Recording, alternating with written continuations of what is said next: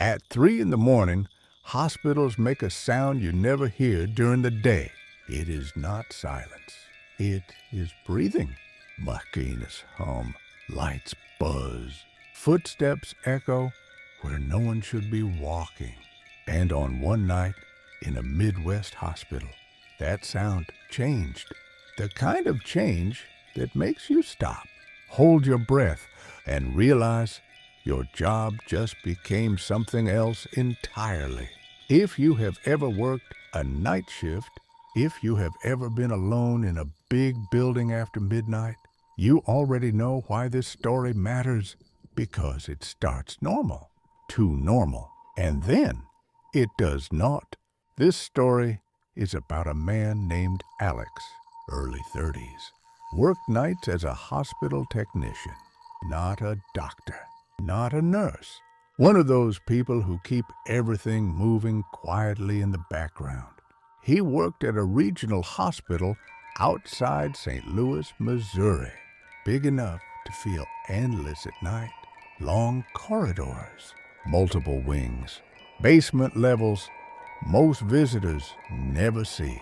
Alex took the night shift because it paid a little more, because traffic was better, because he liked the quiet.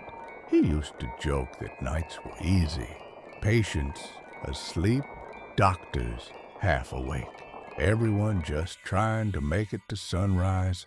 The first few months were exactly like that. Quiet, predictable, boring in the best way.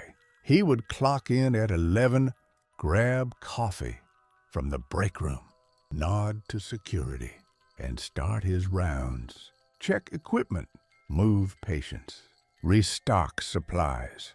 By 1 in the morning, the hospital felt like a different planet. Anyone who has worked nights knows this. Time stretches, sounds carry. Your mind starts filling in gaps.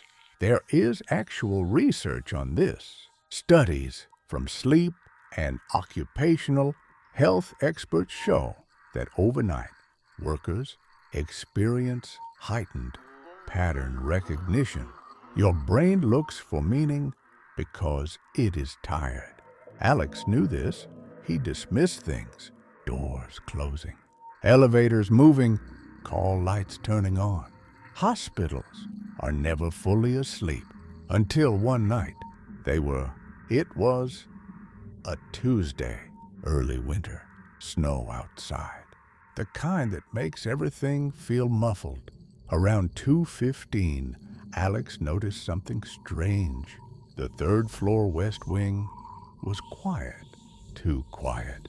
That wing had long-term patients, people who needed monitoring, machines always running. But the monitors were dark, not off, just black. He walked down the hallway, checked one room, then another.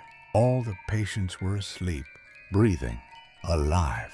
But the screens were blank. He called the nurse's station. No answer. He tried his radio. Static. Now, here is the thing about hospitals. There are backup systems, redundancies. Things are not supposed to all fail at once. Alex told himself it was maintenance. Some update, some glitch. He restarted one monitor. It turned on, displayed normal vitals. Then a message appeared. Patient not found. He frowned. The patient was right there.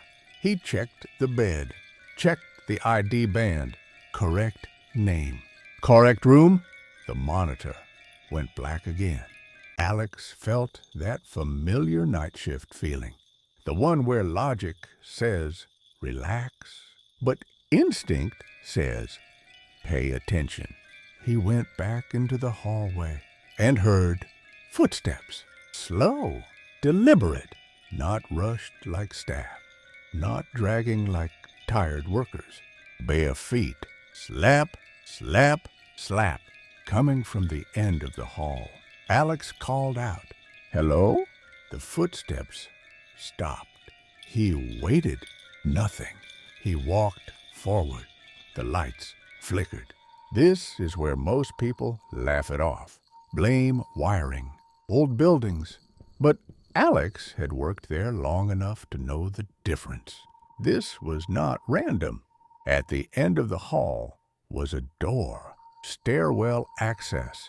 It was supposed to be locked. It was open. He looked inside.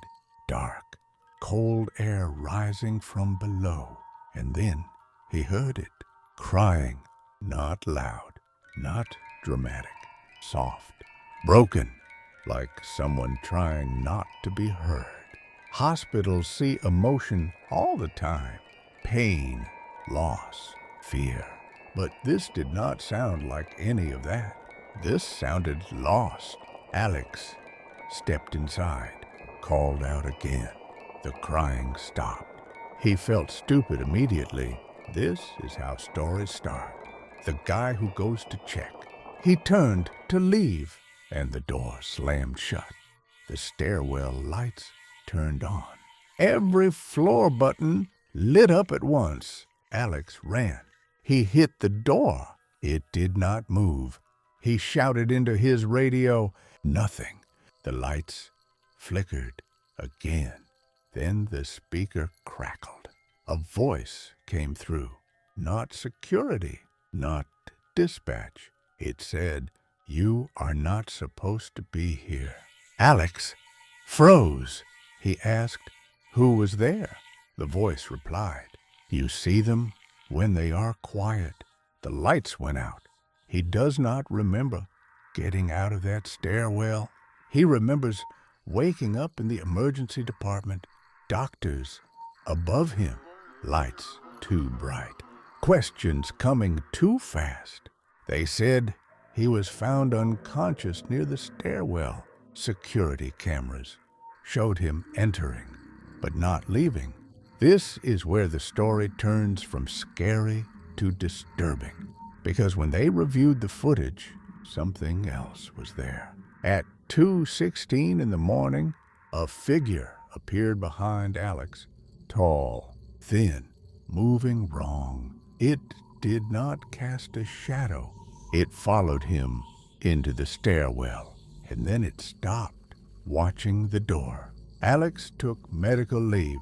Doctors blamed exhaustion, night shift, delirium, stress.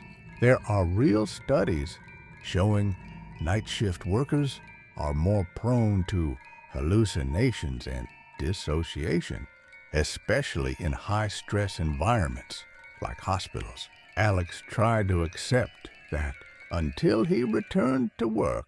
Different wing, different floor, day shift. At first, everything felt normal. Then one night, months later, he stayed late to help cover. Around 3 in the morning, he heard crying again. From a room that should have been empty. That room had been closed, renovation, no patients assigned. He asked a nurse about it. She went pale. She told him that room used to be the pediatric ICU years ago, before an incident, a power failure. Systems went down. Several patients passed. Official reports blamed equipment failure, but staff who worked that night said something else. They said the monitors went dark, doors locked, and no one could reach the children. They said the crying never really stopped. Hospitals are places where life and death overlap constantly. That kind of environment leaves impressions. Psychologists who study trauma talk about residual memory, how places can trigger responses long after events. But that does not explain the footage, or the voice, or the way Alex still wakes up at 3 in the morning. Alex quit hospital work. He works days now, office job, normal hours. He still avoids stairwells.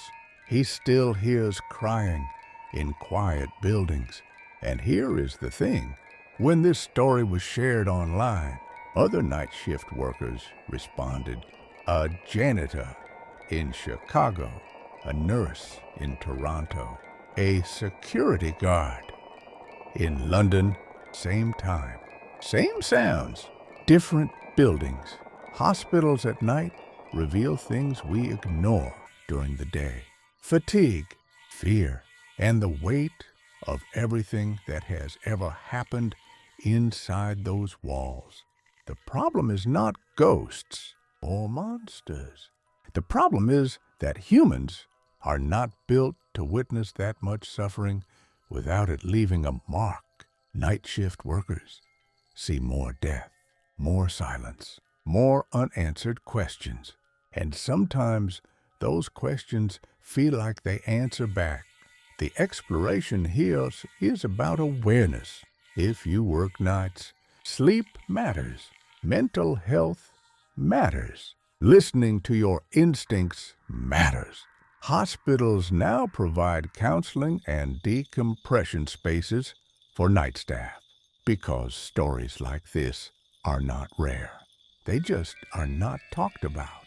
The climax of this story is not the stairwell or the voice. It is the footage, because cameras do not get tired. They do not imagine, and they saw something. The conclusion is simple. Some jobs change you, some places hold memories, and some nights remind you that being awake when the world sleeps comes at a cost. If this story stayed with you, then the next one will take you even deeper. So watch the next video.